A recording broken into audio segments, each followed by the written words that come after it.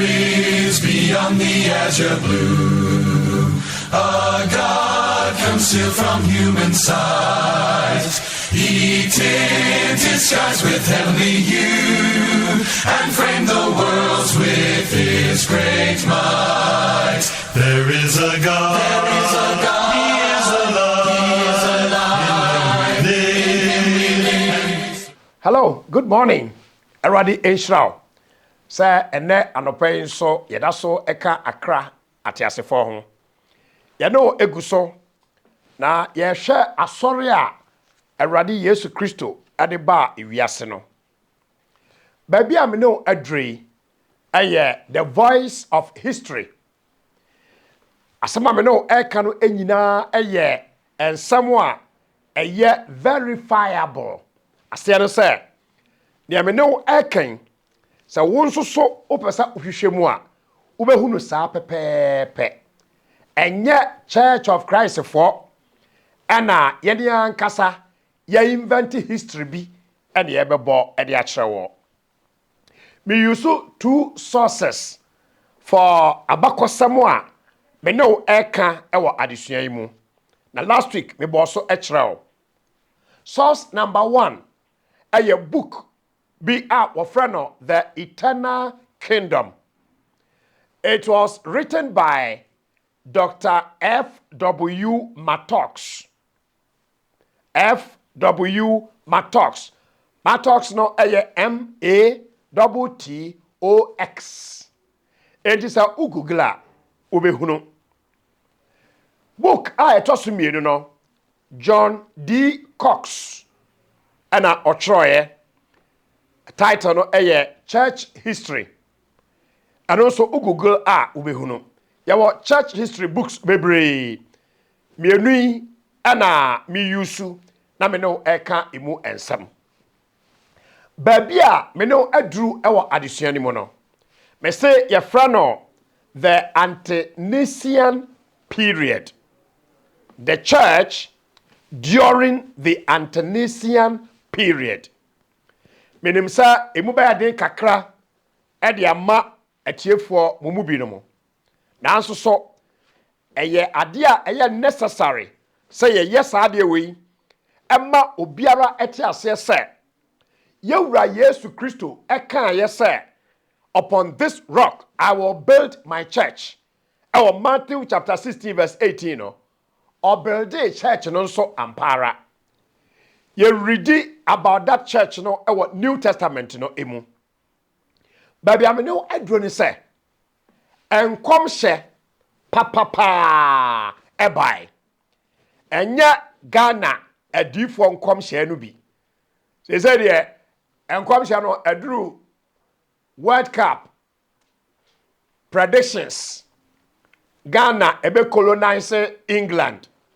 Ede ben we be she 2 we be she 3 anim gu asesam a ye tikriso somu a ye die no a ye mpese ye ka ho asem no afede nyankopon World Cup and we predicting na wonnim sabra Christianity sha ase no sabra na Olympic Games na ahyase e wo Greece ana enkom sha he na Paul nom e hyeye e for the respective outcomes of the Olympic Games. Enkom hye papa wo tworo kronkron ni mo no ana me no eka ho ensem no enkom hye e bai se asomafo no efiri ho a se omuwu na se omukọ a atro enkyerɛkyerɛ ene atro practices ebeba abewura asɔre no mu na enya ebesɛe asɔre no. Yewra Yesu Kristo anumu asem e wo Matthew 24 no. O kan se saade no bekoso a ma se anhwe yi a even the elect one ya wayi won no empo no. Omo anhwe yi a omo do no ano bejo. Enti asem a me no eka e wo saade sua mu ne se sa multiplicity of churches no yehu no ene yi no. Enya sara na ete e wo Bible mu. Na sade yehu no ene no a departure from the New Testament pattern. apam foforɔ no a ekura yɛ nyinaa no ade a ama kwan ama asɔre aso bebree aba ɛne sɛ enkomhyɛ no a asomafoɔ no ɛhyɛeɛ enkomhyɛ no a Awurade Yesu Kristo no ankasa ɛhyɛeɛ no ɛna abam enti moma ne nyinaa bɔ mu nyini a brɛ nyinaa yɛ ameka ho asɛm no o ma no abɔ mu nyini a na kyerɛ sɛ papa ɛne bɔne no ɛna emomu enyini question me bisa anene sɛ when it comes to churches papa no ɛne deɛ wɔ hen ɛna deɛ ɛyɛ bɔne no ɛne deɛ wɔ hen it's not what you are thinking papa no ɛnya no ɛna kyerɛ sɛ nipa pii ɛwom wadi ka kyerɛ sɛ baabi no a ɛkɔ ɔsɛyɛ mu no ɛkwan no yɛ kakraa emu atre na enipa pii ɛna ɛkɔfa mu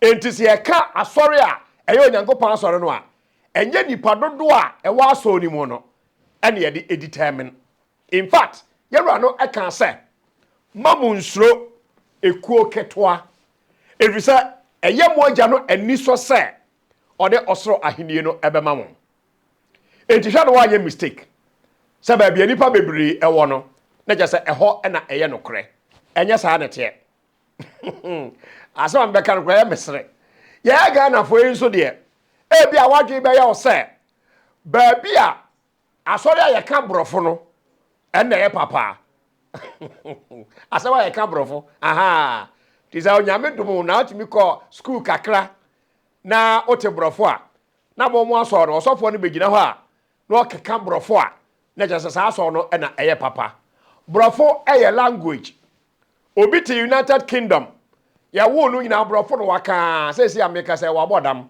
obodam nyina waka brofo brofo enya de foforo e wo wiase na sabe mpraduasa abibifo ene ye nkura asesem ena ya dwe kire sese obi ka brofo a brofo nyansa brofo does not equal wisdom brofo eye obi kromu kasa enti asori a ye ka brofo no se wa dwe kire o se enam se osofo no begina ho na o ka brofo nti no ena ya asori papa eno nso so no wati asori a eye papa no enya miminti ena eye papa masiso aka kire menka kire o se Church of Christ fo nyina ye correct na obia enye bone eno nti na ya asori no eye papa asori no ye papa efri se Awurade Yesu Kristo ena di besi ho na yeni ayaje asori no ato no a yesi ye practice de Onyankopon ede amaye no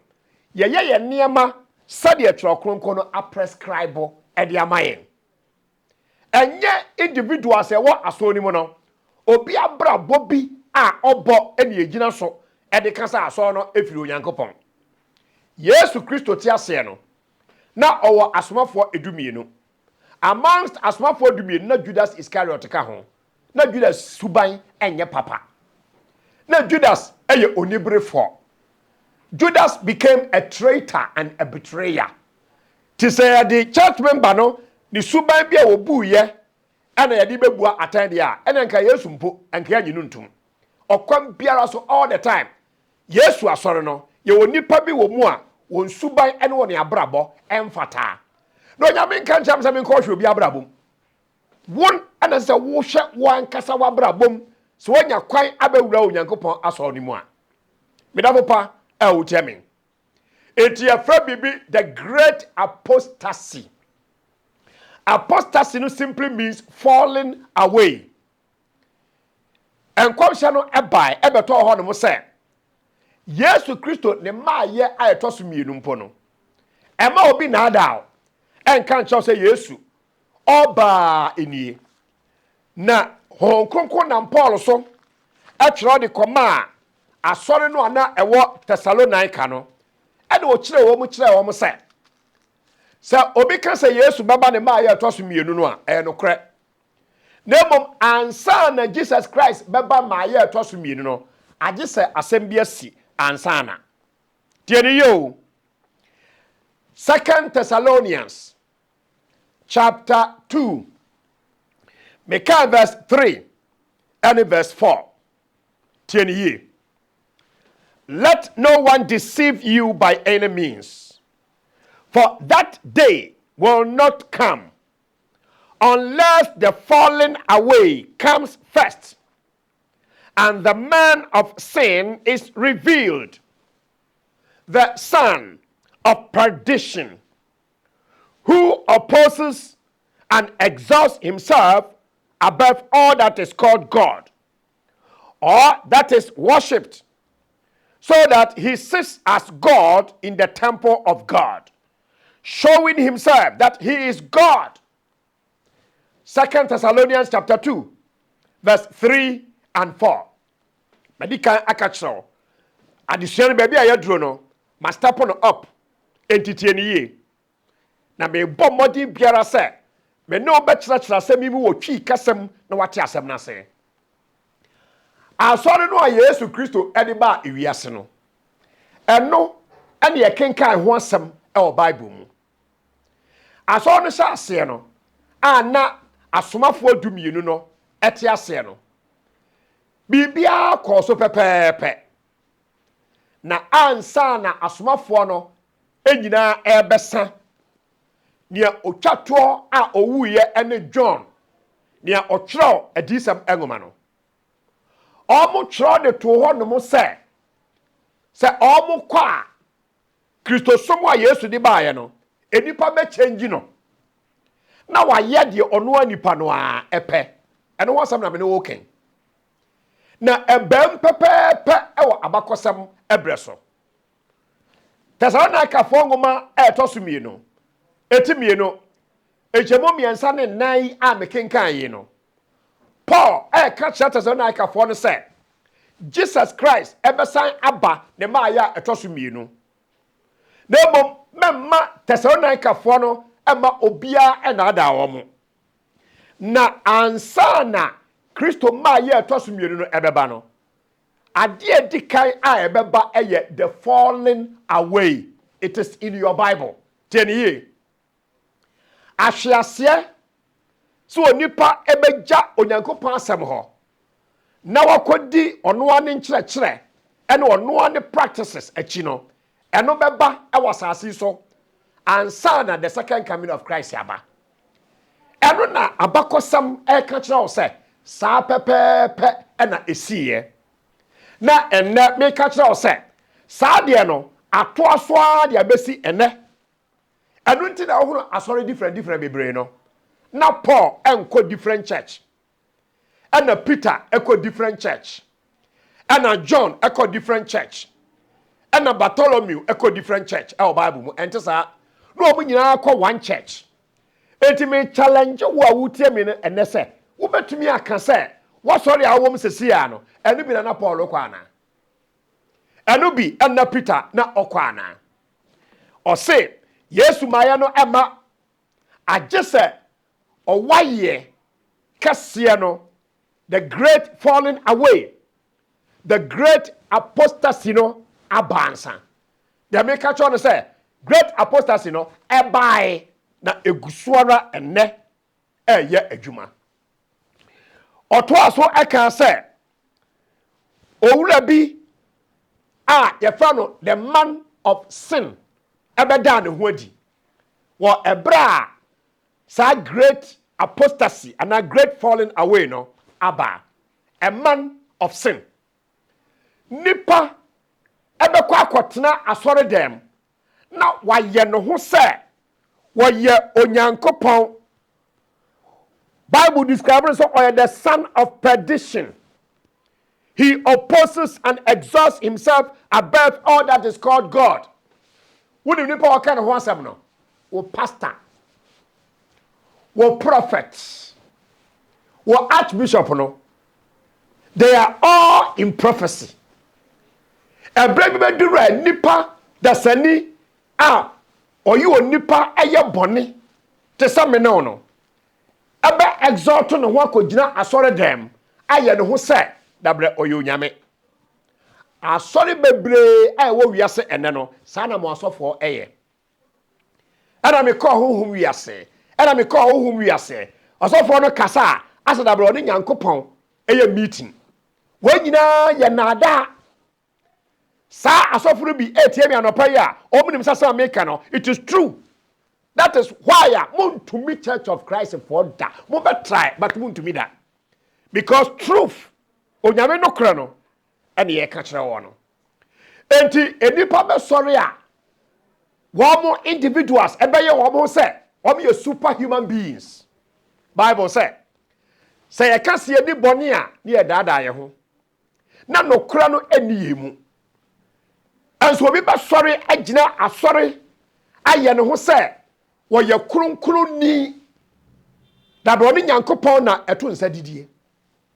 Na wagye asori no aboso. Odafopa awuteme. Odi for Daniel ne ngoma no. Ebra ohye nkom se Onyankopon ahenie aye asori beba no. Daniel ekaka ho say, and God will not leave this kingdom to any other nation. Onyankopon enya na henie no amfa ma oman biara. In other words, God is the owner of the church of the Bible. It is obiya no ho say asore no ye ne dia owotumi bi adabre nyame na dia ma no a eye na ada a Bible no enkom sha wo sheye no e na abam enna ma nipa tete asore bebre ene na essentially this how sha wo mo a omo ye CEOs e wa asore no so obebe say how dare you asore no Yesu Kristo di ni moja atoye no wo te Ghana ha ebe ye CEO e wa onyame asore no so oda papa otiame the voice of history. So okay, 1 Timothy 4 and verse 1 no. Was say na honhom no ka no pefe se a kirei anabi mu no. Ebinom ebe fam enada ahonhom ene ahonhomone enkyerɛkyerɛ ho. Atwe won ho afrigidie no ho. Enam atrofo nkontomponti. This can be found in your Bible. 1 Timothy 4 and verse 1. Na eyenkomhye enne ya me no kasai abam enkrofo bebre atete asori a omude ahohomone abofo omumfare ene omu bi omu no kasai omude abofo na ye adwuma Kristo sum obofo be na de ye adwuma odofo pa wuteme eto wasori a wokono upa owu a obenya wu eye wo ne watwusu na Church of Christ eboawo awa sorry abakosembu amwate eniamase. Dedika akra no. The church during the Ante-Nicean Period no. Owa ye ya Bible ka ho asem no. Apostasy no. Nia edikan a ebaye no. Ebe attack the organizational structure of the church. Tiye. The organizational structure of the church. Sa wo tie nyamesam enanopa ya.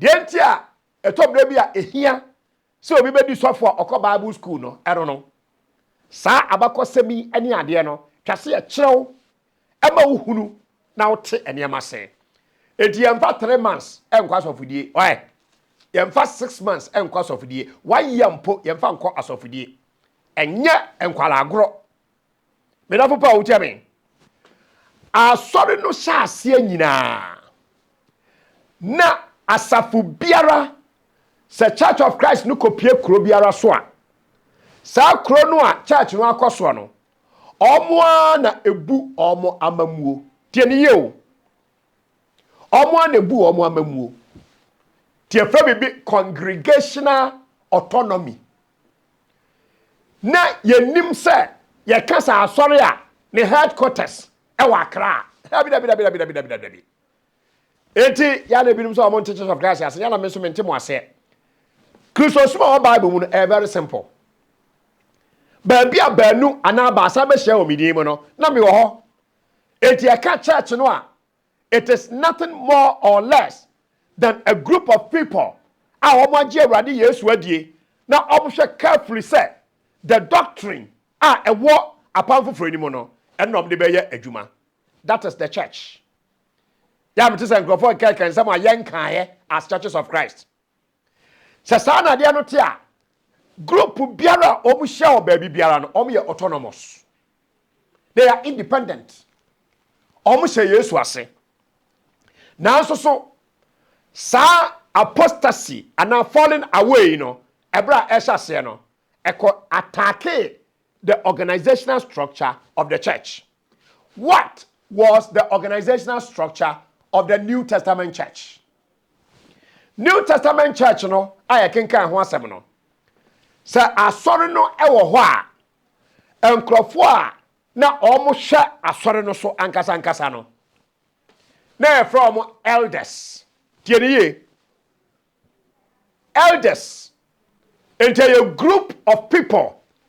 And a local church, omo emanage. Bible musa nete. This idea of pastor so and so, pastor so and so, and nipa ba akope, ono na aso no, involve around him no, and sa e Bible mu. To the 1 Corinthians chapter 1.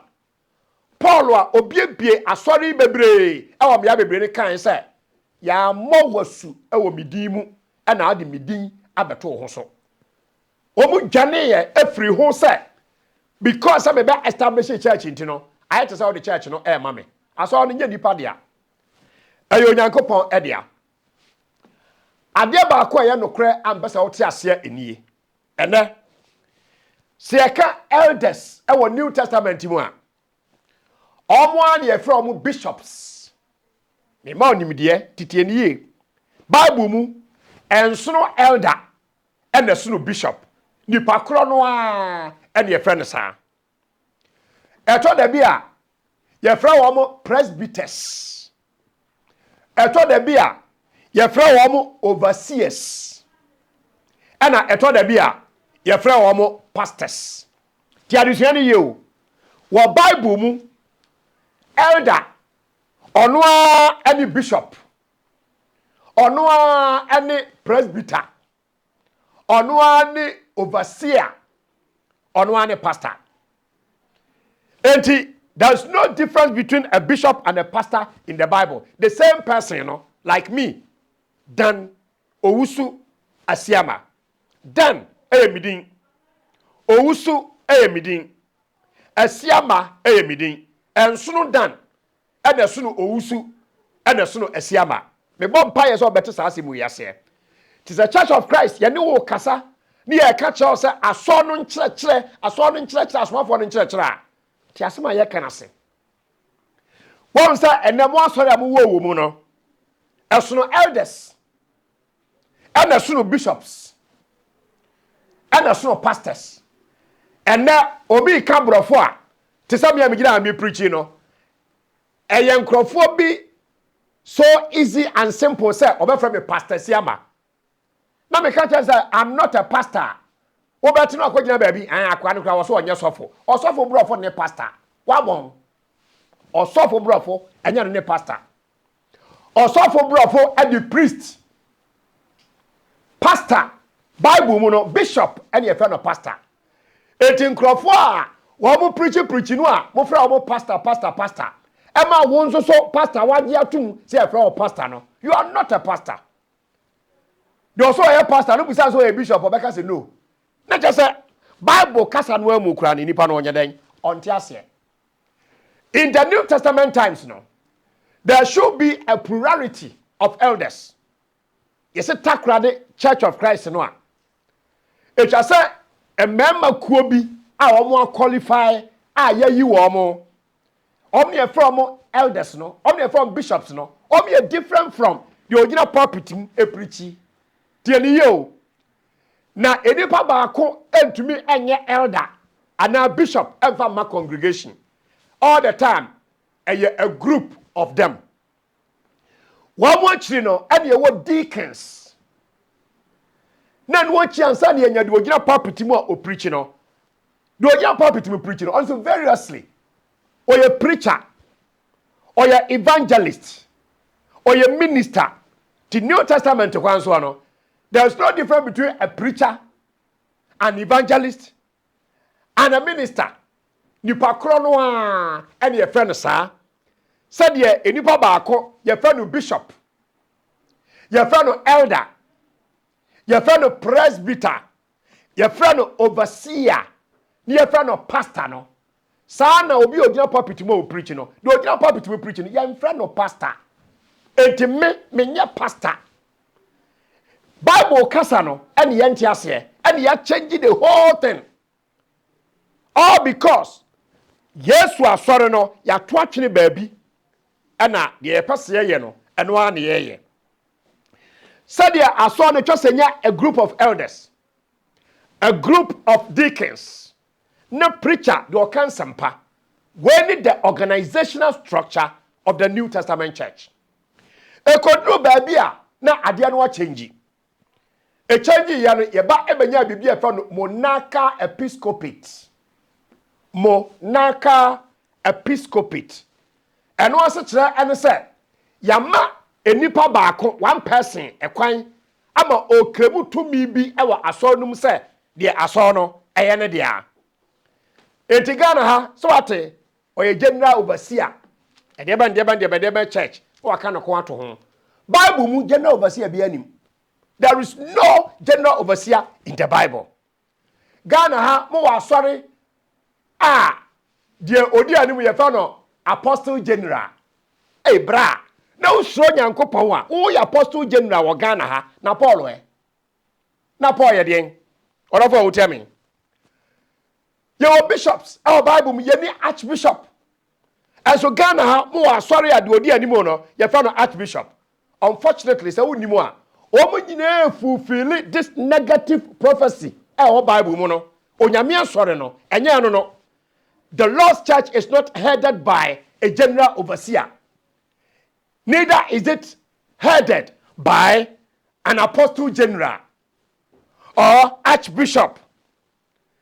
Asori bi ayi nipa baako a wona hwe asori nyina so ye friend moderator eni Bible. When me changes or why year a ba asori mu a ye ka ho asem no. Ebinom so de ye friend chairman. Yakoye meeting ni ayi nipa baako sesa nipa no onne chairman ema asori no. New Testament church no enim chairman bia. Ebinom de afa no pope. Bible mu pope bia nim. Enti asra make am binim se ebe mu bebre nwanwa. But sa systems wenum nyina na omu krem so me Christopher no. So ba church history mu a ente sa this idea of monarchical episcopate no eni tro kronkromu se nipa baako agitum se asori ne ye media mete asori no ansa na ba mo prophet foi eso odo pa wo tell me and some bebre ana esisi ye the church during the Ante-Nicean period na eye enkwam sha onyankopon ahye ede ato onyame asori no they must continue steadfastly in the apostles' doctrine. And Jeremiah 6:16, osemonko na monko gina atempon no so na monhwa tete atempon no ba bia ekwan papa no eda no na monante so enti asori e wotro krunkrum no e won kyerɛkyerɛ saa nkyerɛkyerɛ ne sa asori biara ehia ese omo ade ya adwuma de a ene ye no ano no Church of Christ ne no ano no yen kan kyerɛw sɛ mewe dia me Church of Christ nti bra me dem ansana me ma be hunu so ye nyame dia dabi ba bia wo no a wo me mfa onyame nkyerɛkyerɛ papa no ye mfa nkyerɛkyerɛ de eye rade bo next week be ba wo nchen bio na me ba kakra the Nicene period eye meeting no a course so 325 ewo Nikaya no eho ane ye bobro ede ekɔ no church history edi adanse sɛ asɔre ehunu ne anyway emu leaders edidi animu enyina no eye nkomhye ene omo efufele enye onyankopon ede no and you shall know the truth and the truth shall set you free wo be hu no kra no ama mo aye addition next week enipa mesan aba wunche bio. The Churches of Christ salute you and good morning. God richly bless you. Bye bye. And we survive from the start.